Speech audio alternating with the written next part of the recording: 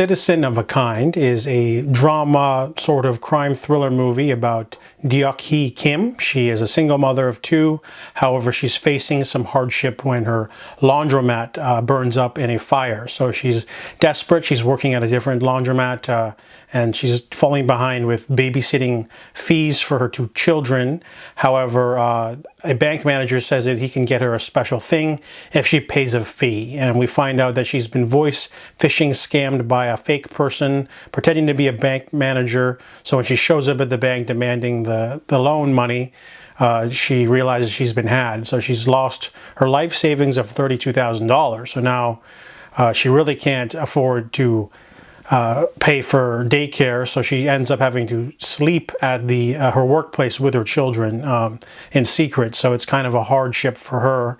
And whenever she goes to the police to try to get some justice or some advancement on the case, they don't really have any leads. They can't do anything for her. It's the same as it is now. So the movie's still pretty relevant, even though it came out in 2024. But the movie is based off a real story from 2016. So despite it being 10 years from when the original events happened, not much has advanced in sort of stopping scam calls. So this movie's still pretty relevant to this day. It's not like a fantasy revenge thing because it's based off a true story. So it's not really that glamorized, but it is a little bit.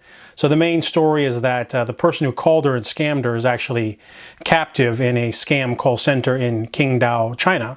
So he starts trying to find evidence to send to her so she can give cops leads so they can actually do some justice. And then she decides to go there on holiday with her two coworkers and team up with her coworker's sister who speaks Chinese so they can try to find the address and then give it to the cops so they can actually do something and maybe get her money back. And the movie is exciting. It's well acted.